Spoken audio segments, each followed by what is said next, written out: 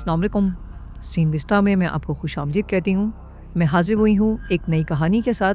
तो शुरू करते हैं आज की कहानी की शुरुआत एक शादीशुदा जोड़े से होती है जो काफी समय से बच्चा पैदा करने की कोशिश कर रहे थे और आखिरकार उनके घर में कुसुओ नाम के एक बच्चे ने जन्म लिया। पर ये कोई मामूली बच्चा नहीं था। कुसुओ कुछ खास शक्तियों के साथ पैदा हुआ था जिनके चलते वो सिर्फ 10 दिन में बोलना सीख गया और उसकी इन शक्तियों को देखकर उसके माता पिता भी काफी चिंता में पड़ गए। लेकिन इस सब के बावजूद भी उन्होंने कुसुओ को किसी लैब में भेजने की बजाय खुद ही पालने का फैसला किया, जिसके चलते उसका बचपन तो काफी आराम से बीत गया। पर जैसे जैसे कुसुओ बड़ा होता गया उसकी ये शक्तियां उसके लिए श्राप बन गई, क्योंकि वो इन शक्तियों का इस्तेमाल ना तो कसीनों में पैसे जीतने के लिए कर सकता था और ना ही किसी लड़की का दिल जीतने के लिए। और साथ ही कुसुओ को हमेशा ये डर लगा रहता था कि कहीं कोई उस पर शक ना करे और इसी के चलते वो कभी भी अपनी शक्तियों का इस्तेमाल अपने फायदे के लिए नहीं कर पाता था। साथ ही उसकी शक्तियां इतनी ज्यादा ताकतवर थी कि उसे अपने सर के ऊपर तो एंटीना लगाने पड़ते थे ताकि वो अपनी शक्तियों को काबू में रख सके, क्योंकि अगर वो ऐसा नहीं करता तो शायद वो अनजाने में ही पूरे शहर को तबाह कर देगा और किसी का ध्यान उसके एंटीनास पर ना जाए। इसलिए वो अपनी शक्ति से सभी लोगों को हिप्नोटाइज कर देता था ताकि कोई उसके एंटीनास के बारे में पूछे ही ना। अभी एक दिन उसके स्कूल में टीचर ने ऐलान किया कि पीके हाई स्कूल फेस्टिवल का आयोजन अगले महीने होने वाला है और सभी बच्चों को इस फेस्टिवल के दौरान तमीज से रहने की हिदायत दी जाती है और ऐसा ना करने पर अगले साल से सभी इवेंट्स को बंद करने की चेतावनी दी गई। वैसे तो कुसुओ को इस इवेंट में कोई खास दिलचस्पी नहीं थी और इस इवेंट के दौरान वो हमेशा भीड़ से निकलकर अपने साथ कुछ समय बिता पाता था और वो किसी भी हाल में अपने इस टाइम को खराब नहीं करना चाहता था और इसीलिए उसने फैसला किया कि वो इवेंट के दौरान सभी बच्चों पर नजर रखेगा ताकि कोई गड़बड़ी ना हो। इधर टीचर की क्लास से निकलते ही हीरो नाम का एक स्टूडेंट सामने आया और उसने अपने आप को खुद ही क्लास मॉनिटर के तौर पर नियुक्त कर दिया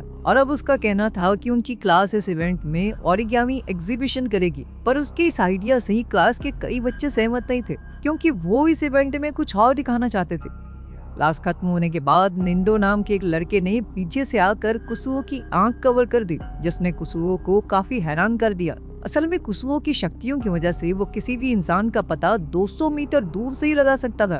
पर निंडो एक अजीब सा दिखने वाला लड़का था जिसका दिमाग हमेशा खाली रहता और इसी के चलते वो बार बार कुसुओ तक बड़ी आसानी से पहुंच जाता। और अब वो कुसुओ के साथ स्कूल के एग्जीबिशन के लिए पत्थर ढूंढने जाना चाहता था, जिसमें कुसुओ को कोई दिलचस्पी नहीं थी। लेकिन इससे पहले कि वो निंडो को मना कर पाता तभी शान नाम का एक और अजीब लड़का वहां पहुंच गया। असल में शान को लगता था कि डार्क रीयूनियन नाम की एक सीक्रेट सोसाइटी पूरी दुनिया को तबाह करना चाहती है और ताकि कोई उन सब की बातें न सुन सके इसीलिए वो निंडो और कुसुओ को स्कूल की छत पर ले गया, जहां उसने बताया कि उसे ऑर्गेनाइजेशन की तरफ से एक लेटर मिली है जिसमें इवेंट के दौरान स्कूल पर होने वाले हमले के बारे में लिखा हुआ था और अब वो चाहता था कि कुसुओ स्कूल को बचाने में उसकी मदद करे, जिसके लिए कुसुओ तैयार भी हो गया।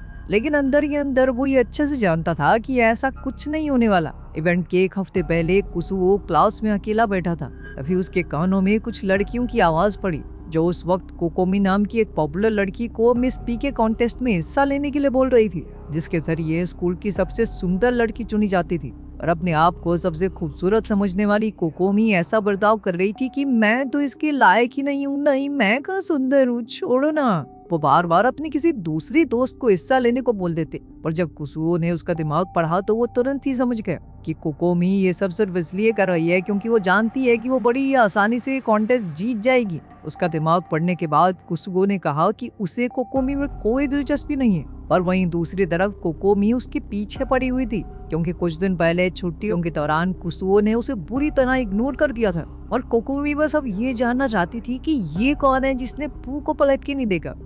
दरअसल एक दिन उसने कुसुओ को हेलो कह दिया था, लेकिन उस पर ज्यादा ध्यान न देते हुए कुसुओ भी उसे छोटा सा हेलो देकर चला गया। और फिर जब अगली बार उसने कुसुओ को हेलो कहा तो इस बार तो कुसुओ ने उसे पूरी तरह देखा कर दिया, जिसके बाद तो कोकोमी को अपनी आंखों पर भरोसा ही नहीं हो रहा था और इसीलिए वो तीसरी बार कुसुओ से मिलने के लिए गई। इस बार उसने कुसुओ को हाथ लगाकर हेलो करने का फैसला किया, पर जैसे ही वो उसे छूने के लिए आगे बढ़ी तो कुसुओ तुरंत ही साइड होकर वहां से गायब हो गया। और जब कोकोमी को वो कहीं भी नहीं मिला तो उसे लगने लगा कि शायद ये सब एक भ्रम होगा और देखते ही देखते वो कुसुओ के बारे में कुछ ज्यादा ही सोचने लगी और फिर प्यार हो गया। उस दिन के बाद से वो कुसुओ के नजदीक आने की हर मुमकिन कोशिश कर रही थी, पर उसकी हर एक कोशिश बेकार हो जाती। फेस्टिवल की सुबह जब कुसुओ अपने माँ बाप के साथ खाना खा रहा था, तभी उसके हाथ से एक ग्लास टूट गया, जो उसकी माँ के मुताबिक एक अपशगुन था। पर कुसुओ को इन बातों पर भरोसा नहीं था और वो चुपचाप अपने स्कूल के लिए निकल गया, जहाँ इवेंट शुरू होने से पहले सारी क्लास सभी पत्थरों को देख रही थी जो बच्चों ने इकट्ठा किए थे। लेकिन उन सभी में सबसे अलग पत्थर एरन का था, जिसके ऊपर लाल रंग लगा हुआ था। और तभी कुसुओ को याद आया कि एरन एक पुराना अपराधी था जिसे खुद को सुधारने के लिए स्कूल में भेजा गया था, और हो सकता था कि उसके पत्थर पर लगा हुआ लाल रंग कोई मामूली रंग नहीं बल्कि असली खून हो।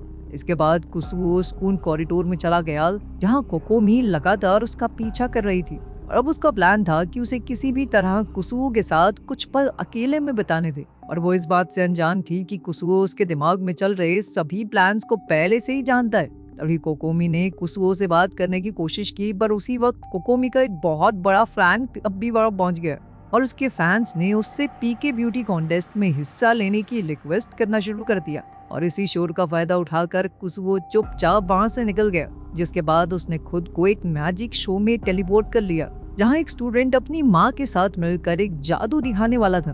और ये बात सुनकर कुसुओ को लगा कि शायद इसमें कोई गलती भी हो सकती है, और इसीलिए उसने अपनी शक्तियों का इस्तेमाल करने का फैसला किया। जादू की शुरुआत से पहले उस स्टूडेंट ने बताया कि असल में वो खुद को चेन से बांधकर उस लकड़ी के बक्से में बंद करने वाला था, जिसके बाद उसे 3 मिनट में वहां से गायब होना था, क्योंकि ठीक 3 मिनट बाद उसकी माँ उस बक्से में ब्लेड्स घुसाने वाली थी। कुसुओ को डर था कि इसमें कुछ गलत ना हो जाए, और इसीलिए वो खुद टेलीपोर्ट होकर उस बक्से में पहुंच गया, पर तब तक वो स्टूडेंट वहां से गायब हो चुका था।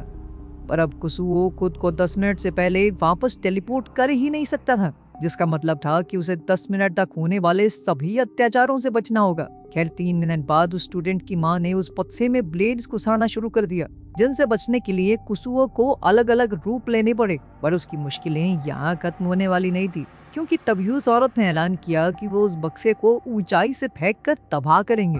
और जैसे ही वो बक्सा जमीन को छूने वाला था, तभी ऐन वक्त पर कुसुओ ने छलांग मारकर खुद को बचा लिया। पर वो औरत अभी भी रुकने वाली नहीं थी, और उसने ऐलान किया कि वो लोग उस बक्से में आग लगाएंगे, जिससे बचने के लिए कुसुओ ने उस बक्से को अंदर से जमा दिया। लेकिन हर बीतते टास्क के साथ उसकी जान पर खतरा बढ़ते जा रहा था, और अब उस औरत ने बक्से को बुलडोजर से कुचलने की बात कही। पर जैसे ही वो बुलडोजर उस बक्से पर चढ़ने वाला था, तभी कुसुओ को एहसास हुआ कि 10 मिनट पूरे हो गए थे, और उसने तुरंत ही खुद को बक्से से बाहर टेलीपोर्ट कर लिया। और उसी वक्त वो जादूगर भी वापस स्टेज पर आ गया, जिसने सभी लोगों का ध्यान अपनी तरफ खींच लिया। उधर कोकोमी ने भी अपने फैंस की बात सुनते हुए पीके ब्यूटी कॉन्टेस्ट में हिस्सा लेने का फैसला कर लिया था, लेकिन कंटेस्टेंट की तरह नहीं, एक जज के तौर पर, जिस वजह से काफी सारे लड़के नाराज थे, जिनमें से एक शान भी था। और इसीलिए वो भीड़ से निकलकर स्कूल के बैकयार्ड में चला गया, जहां उसकी मुलाकात डार्क रीयूनियन के एक आदमी से हुई, जो उसे अपने साथ ऑर्गेनाइजेशन के मीटिंग रूम में ले गया। वहां उसकी मुलाकात ग्रुप के लीडर मूनलाइट बटरफ्लाई से हुई, जिसने शान को बताया कि वो भी उन्हीं की ऑर्गेनाइजेशन का एक पुराना सदस्य है। उसकी ये बात सुनने के बाद शान ने खुलासा किया कि असल में वो डार्क रीयूनियन का सबसे खतरनाक और काबिल योद्धा था, और जब उसे ऑर्गेनाइजेशन के असली मकसद के बारे में पता चला, उसे मजबूरन स्टोन ऑफ डायरेक्शन चुरा कर भागना पड़ा, जिसके बाद वो एक खुफिया जादू का इस्तेमाल करके शान के शरीर में घुस गया, ताकि कोई उसे पहचान न सके। उसकी पूरी बात सुनकर लीडर ने उसे दोबारा से डार्क रीयूनियन का हिस्सा बनने को कहा, जिसके लिए शान ने साफ इनकार कर दिया। जिसके बाद लीडर ने उसे बताया कि असल में स्कूल के अंदर 7 स्फीयर बॉल मौजूद थी, जिनकी मदद से पूरे डार्क रीयूनियन को तबाह किया जा सकता है, और आज वो लोग खास तौर पर इन्हीं बॉल्स को तबाह करने के लिए आए थे। और ये बात सुनते ही शान ने उनसे पहले उन सभी बॉल्स को ढूंढकर तबाह करने का फैसला किया, ताकि डार्क रीयूनियन किसी और को नुकसान न पहुंचा सके।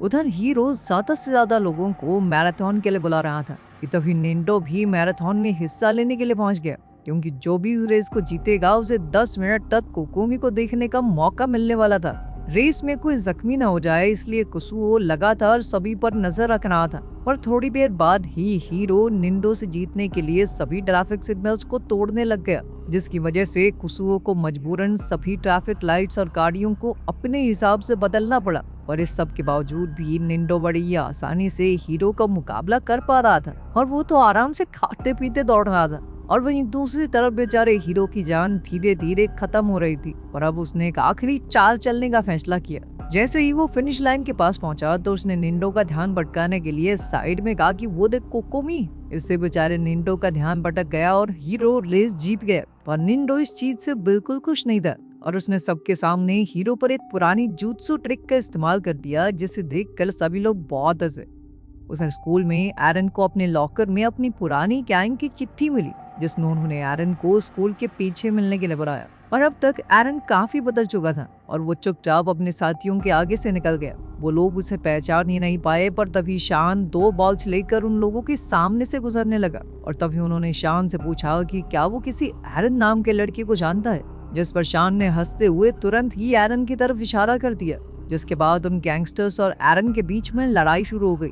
उधर स्कूल में कुसुओ के दिमाग में अब भी इवेंट की टेंशन चल रही थी और इसके बावजूद भी उसे जबरदस्ती कोकोमी के साथ घूमना पड़ रहा था, जो अब उसके साथ हॉन्टेड हाउस जाना चाहती थी ताकि वो डर के मारे उससे चिपक सके। और तभी निंडो ने भी उनके साथ जाने की बात कही, जिससे कोकोमी का ये चिपका चिपकी वाला प्लान थोड़ा खराब हो गया। हॉन्टेड हाउस में कोकोमी तो बहुत डर रही थी, पर कुसुओ को इस चीज से कोई फर्क नहीं पड़ रहा था क्योंकि वो सभी बच्चों को आराम से देख सकता था। तभी एक बच्चे ने उन्हें डराने की कोशिश की, पर फिर वो निंडो की ठुड्डी देखकर बेहोश हो गया, जिसके बाद उन तीनों ने उस बच्चे का मेकअप खुद पर लगा लिया।